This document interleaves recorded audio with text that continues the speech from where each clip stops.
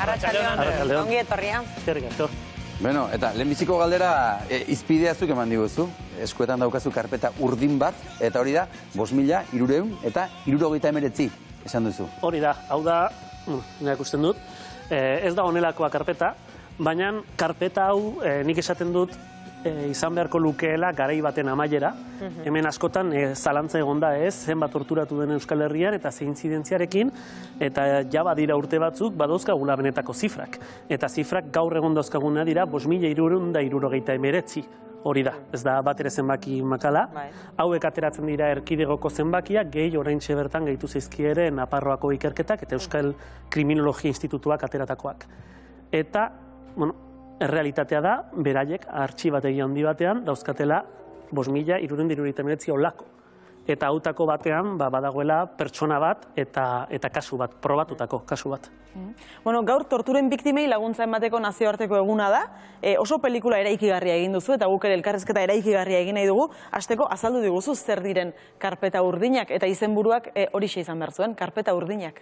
Bai, izenburuekin egon ziren gora berasko, baina azkenean, esan dudan bezala, iritsi ginen puntu horretara, non nire helburua zan, hitz egitea beraiek egin zuten ikerketaz, eta eztabaida hori bukatzea, eta eztabaida hori bukatzen duena, hau da, karpeta hauek dira.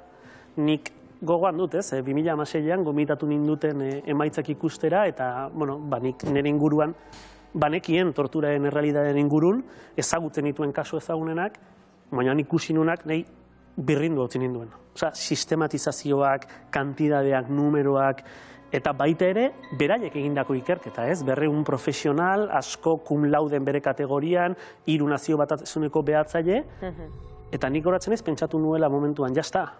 Osa, hau garai baten amaiera da, informe hau egina dago, min guztia aurrekonozitzen da. Ukaezina gainera, nola bai? Ukaezina, hori da. Eta neurriak hartzen hasiko ziela pentsatu nuen. Eta nire xoka izan zen, iruditu zitzaidala, informe hori egin zuten askontzako, o bentsat enkargatu zuten askontzako, zerbaiten hasierak izan bertu nahi amaiera, zala. Eta ez duela balio bakarrikan egitea olako informe bat, komplexua, zaila irakurtzeko, baizik eta hori ere gizarteratu behar dela. Eta, nik eraikitzeko helburu horrekin, frustrazio hori nola baitartu ikustea etzela gauzak aldatzen, eta dokumentala egitea. Horregatik egin duzu beraz dokumental hori? Hori izan bultzatu ninduela. Pero ikustera eman behar da, ez?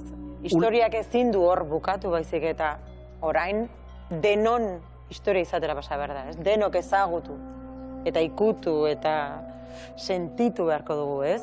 Bai, nik askotan diot, zorionez, hemen barrabaskeria asko egin dira, barrabaskeria asko ezagutu ditugu, eta zorionez asko errekonozituak daude, ez? Eta beti esaten dut, bai ez, atzo zen Zamarreñoren urte hurrena, ez? Dela gutxi ezagutu nuen bere alaba, eta nik badakit, berak, inkluso bera bezala pentsatzen ez dutenek, badakite berak sufritu duela, min hori hor dago, ez? Dena rekonozitzen dugu. Nik beti diot, gerraren logika, o garai urtako logika askotan zela mina egitea, ez? Bestia birrintzeko, bestia zure idea inposatzeko. Bakearen logika izan behar du mina rekonozitzea. Eta dauka sensazioa gutxienez 5.000 personatik gora gaur egun ez daukatela hori.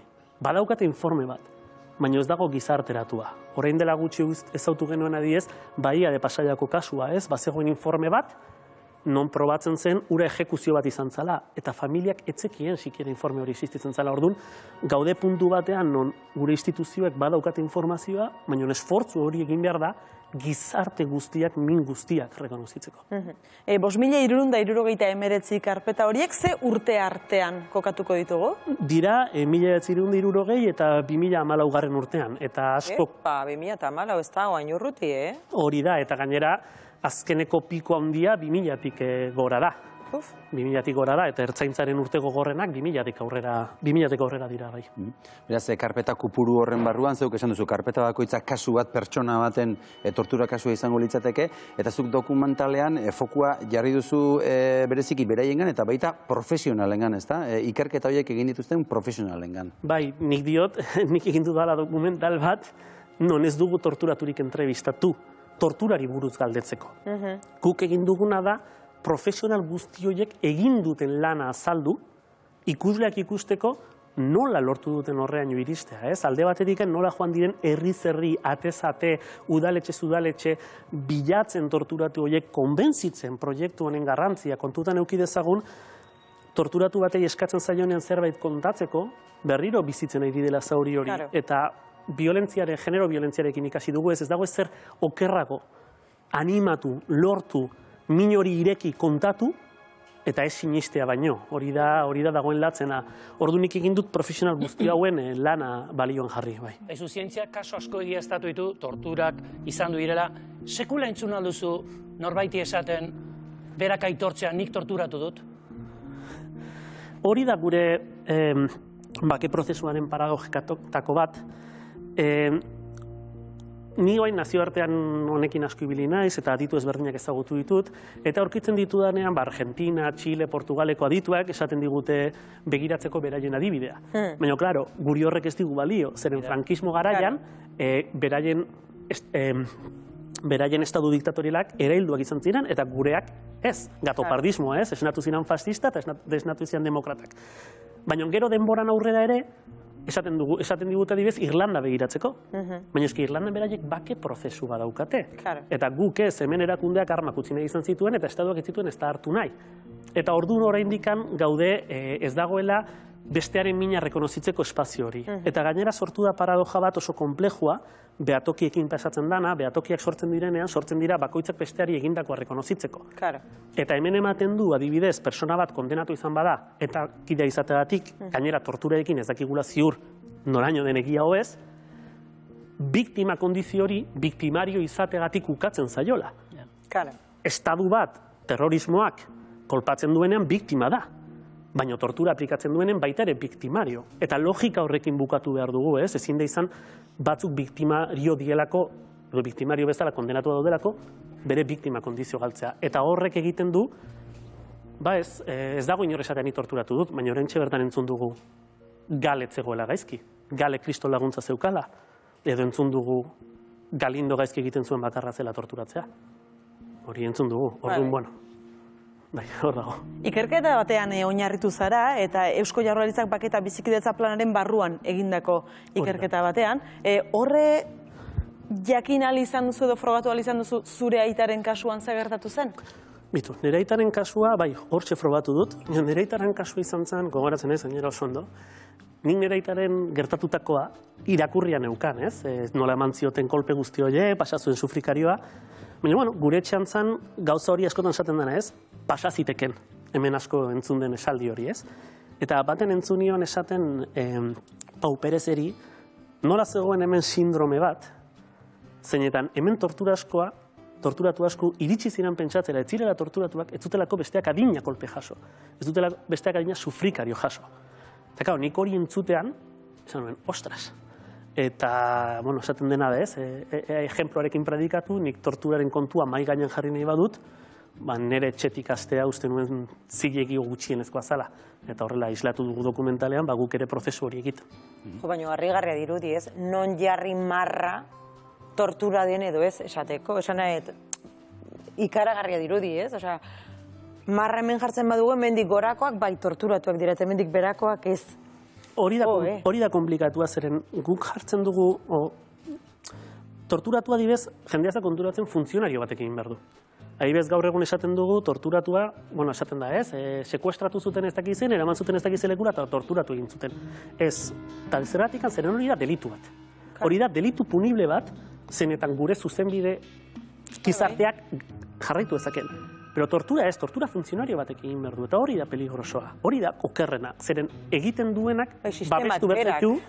Karo, eta orduan non dago marra? Marra dago persona hori birrintzen duzunean, psikologikoki. Persona horrek egiten duenen zuk nahi duzuna. Hortarako marra ez da jarri behar beso hautsi batean, ez da jarri behar zeren marra jarri behar da persona hori dana, persona hori sortu dana, persona hori bizitzan konstruitu dan hori, birrintzen duzunean. Eta dagoenen persona batzuen eskutak egingo duela berak nahi duena. Eta, klaro, hortarako ere torturak aldatu dira. Lehen asko joten zen besoak birrintzera, eta orain konturatu dira psikologikoki dela. Beldurrak lortzen duela asko, edo gehiagi. Ez bakarrik beldurrak, ez boltsa jartzea psikologikoa da. Zeren zuk aguantatu dezakezu 3 minutu arna sartu gabe. Baina dena dakigu, erantzun badagoela, zuri bolsa jartzen dizutenean 2 segundutan uste duzula hiltzen ari zarela. Da, aprobetxatzea, jakitea gure guruna nola funtzionatzen duen, hortik birrintzeko, eta askotan markarik gabe. Ikusi izan ditugu Martxelo eta beste asko. Ander, Karpeta Urdinak pelikula dokumentalean aitak eta biok elkarrizketa bat baino gehiago izaten dituzue, hoietako bat ikus dezagun.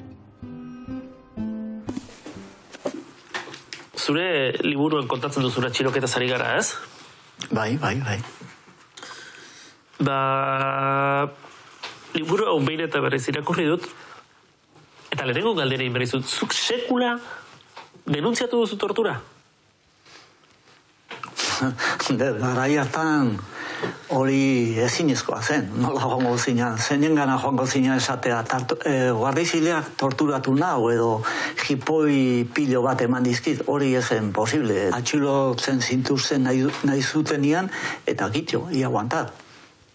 Eta ordutik ona denuntziatu duzu tortura? Ez. Ander, pelikulan jasotako testigantzen egiatasuna demostratzeko Istanbulgo protokoloa erabili da. Zer da protokolo hori? Bai, lehenik esatea, probatzeko erabili direla gauza asko, hoien artean aproximamiento estadistikoa, hau da, 5.000 karpeta horiek ordena hori baten sartu dira, 1.000 datu txiki hartu dira, zer egin zizuten, nola egin zituten, ze soinu zenuen, eta horrela, ikusi dute big data bitartez, ez gaur egun mobiletan erabiltzen dugun hori, egia den edo ez. Baina gainera, zalantzarik balin bazegoen ere, erabili da nazioartean dagoen erramienta gorenena, dela Istanbuleko protokoloa. Istanbuleko protokoloak ematen ditu neurri batzuk jarraitu behar dituela, adibidez mediku forenseak, hartatzeko eta ikusteko, denuntziateko nola denuntziatu behar den tortura, baina agian parterik garrantzitsuena da bigarrena. Gaur egun, tortura ja psikologikoa denez, eta askotan ere bai, 20 urte lehenagoko gertatuko zerbait denez, oso zaila da oinazeak aurkitzea, oso zaila da markak aurkitzea. Orduan, da psikologo eta psikiatrekin egiten den prozesu oso luze bat, jakiteko pertsona horrek egia edo gezurra esaten du. Eta impresionanteena, dokumentu honetan, da hartu duten 300 laginetik, bakar batek ere ez duela gezurra esaten. Gero, egiaztapen gorena ematen diotela, egiaztapen ematen diotela, 30 103, igual ez dira tortura. Baina hori da garrantzitsuena. Denak egia esan dutela. Beraz, bai, esan. Aizu, Ander, izan alduzu presiorik lan hau ez egiteko? Pelikula dokumental hau ez egiteko? Bai, noski izan ditu dala. Finantzatzea oso komplexua izan da, eta hemendikan eman izkiote eskerrak proiektua babestu duten crowdfunding guztiari, baita ere berriari, naizeri, kanalduderi eta beste eragile askoreri, eta bai, kostatu da, etzan gai erresa. Aita ikusi dugu horko irudietan, berak ikusi aldu ja. Bai, berak ikusi zuen, bai, nire aitak ere bai, beti izaten dugu, ez da berdina torturatu guztiak.